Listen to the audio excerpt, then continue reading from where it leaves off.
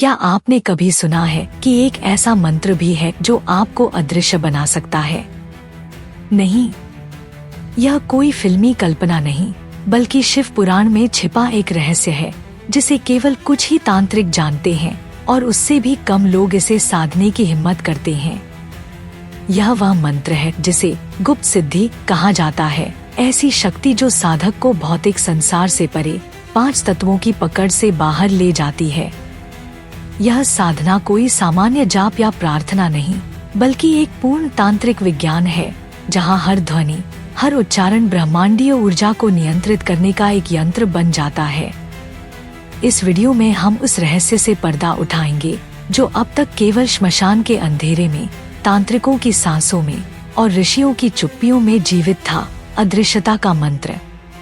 और ये सिर्फ एक भौतिक अदृश्यता नहीं, ये चेतना की वह अवस्था है जहां साधक स्वयं को देखने वाले की नजर से भी छिपा सकता है।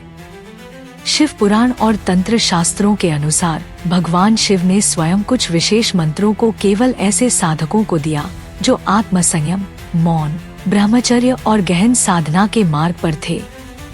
इन मंत्रों में से एक है छायाय नमः और दूसरा है विरूपाक्षाय नमः, जिन्हें प्राचीन ग्रंथों में लोप मंत्र यानी मंत्र ऑफ वैनिशिंग के नाम से जाना जाता है।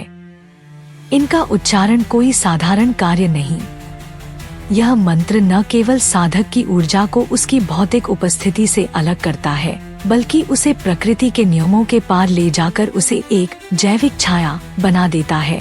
यानी शरीर वहाँ होता है, परंतु कोई देख नहीं सकता, कोई महसूस नहीं कर सकता। क्या यह सिर्फ रूपक है, या फिर तंत्र वास्तव में चेतना को इस स्तर तक जागृत कर सकता है कि व्यक्ति अपना कंपन इतना बदल ले कि सामान्य इंद्रियां उसे पकड़ ही न सकें?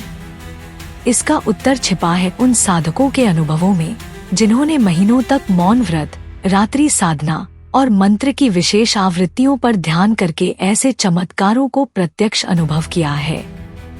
जब हम किसी मंत्र की शक्ति की बात करते हैं तो अक्सर लोग इसे केवल धार्मिक या आध्यात्मिक अनुभव मानते हैं, लेकिन तंत्र शास्त्रों और आधुनिक क्वांटम भौतिकी के बीच एक अद्भुत सेतु है, ध्वनि। हाँ, वही ध्वनि जिसे आप सुनते हैं, वही कंपन जिसे आप महसूस करते हैं, वही स्पंदन जो ब्रह्मांड की हर चीज में मौजूद है।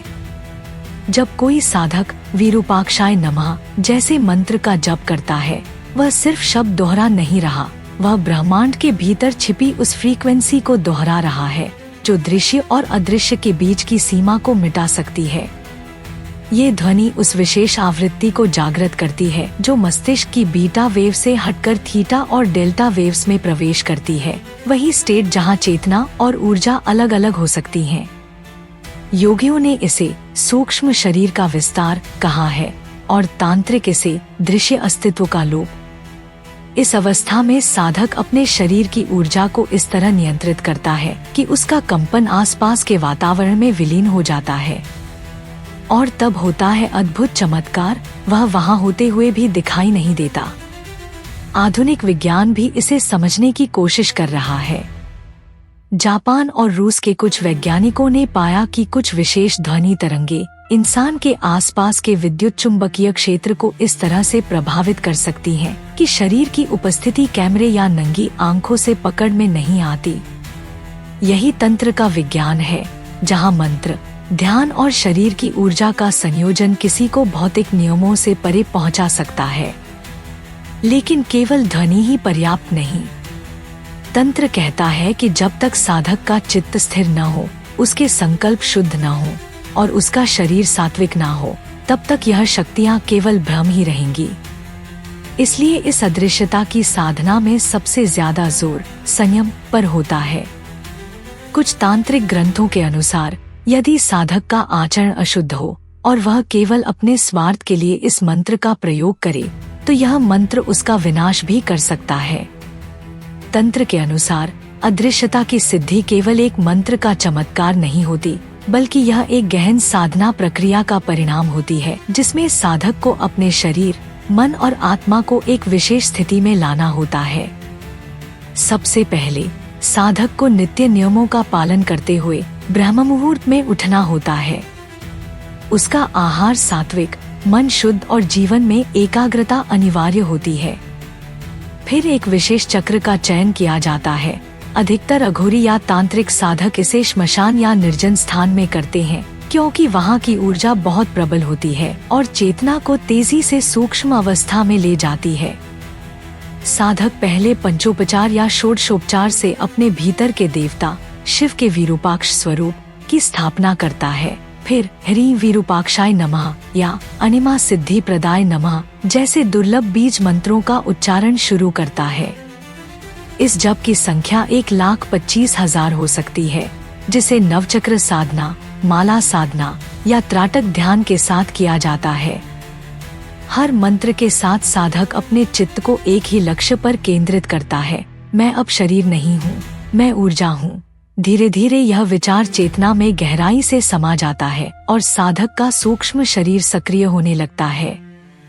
कुछ तांत्रिक ग्रंथ कहते हैं कि जब साधक इस अवस्था में पहुंचता है तो उसके शरीर से निकलने वाली कंपन इतनी कम हो जाती है कि वह किसी कैमरे या व्यक्ति की आंखों में दिखना बंद हो जाता है। कुछ साधक तो ध्यान में इतनी गहराई तक पहुंच जाते हैं कि उनकी परछाई तक दिखाई नहीं देती। यह तंत्र विज्ञान का सबसे रहस्यमय और खतरनाक पहलू है, क्योंकि अगर साधक का ध्यान भटक जाए या संकल्प अस्थिर हो जाए तो वह एस्ट्रल वर्ल्ड में अटक सकता है। इसलिए शास्त्र चेतावनी देता है, अदृश्यता की साधना आत्म प्रदर्शन या स्वार्थ के लिए नहीं, बल्कि तप और त्याग के लिए है। शिव पुराण के अनुसार भगवान शिव ने यह शक्ति केवल उन्हीं को दी जिन्होंने अपने अहंकार का पूर्ण समर्पण किया। जो इसे केवल चमत्कार के रूप में देखता है, वह स्वयं को ही समाप्त कर सकता है। यही कारण है कि इस साधना को केवल योग्य गुरु ही किसी योग्य शिष्य को देते हैं, वह भी बहुत ही कठिन शर्तों के साथ। अब प्रश्न ये उठता है, क्या ये सब केवल शास्त्रों में लिखा सिद्धांत है या कभी किसी ने इस अदृश्यता की शक्ति को वास्तव में प्राप्त किया है? उत्तर है हाँ। इतिहास और तांत्रिक परंपरा में ऐसे कई उदाहरण मिलते हैं जहां साधकों ने इस शक्ति को प्राप्त किया और उसका उपयोग या त्याग किया। बनारस के एक प्राचीन अघोरी संत धूनी बाबा के बारे में मान्यता है कि वे जब ध्यान में बैठते थे तो उनके चारों ओर केवल धुआं रह जाता था और साधक कहते थे कि कई बार वे वहां थे पर दिखाई नहीं देते थे। उनकी समाधि के समय भी कोई उनका अंतिम दर्शन नहीं कर सका, केवल एक कपाल और भस्म शेष रह गई थी। दक्षिण भारत में एक काली उपासक तांत्रिक साधक रुद्रनाथ ने अपने जीवन के 12 वर्ष केवल एक ही मंत्र की साधना में बिताए, क्ली काल भैरवाय नमः। यह कहा जाता है कि वे रात के समय मंदिर में ध्यान करते थे और जो उन्हें ढूंढने आता उसे केवल घंटियों की गूंज सुनाई देती थी, उनका शरीर नहीं दिखाई देता था। एक बार एक पुलिस अधिकारी उन्हें पकड़ने गया, लेकिन अगले दिन वह पागलपन की स्थिति में पाया गया, केवल एक ही बात बड़बड़ाता हुआ, मैंने जो देखा वो कोई इंसान नहीं था। ये कहानियाँ केवल किंवदंतियाँ नहीं, बल्कि चेतना के उन स्तरों की झलक देती हैं जिन्हें विज्ञान अब छूने की कोशिश कर रहा है। आज जब हम क्वांटम फील्ड, मल्टीडायमेंशनल रियलिटी या न्यूरोवाइब्रेशन की बात करते हैं, तब हम महसूस करते हैं कि हमारे ऋषियों और तांत्रिकों ने इन रहस्यों को हजारों साल पहले ही जान लिया था।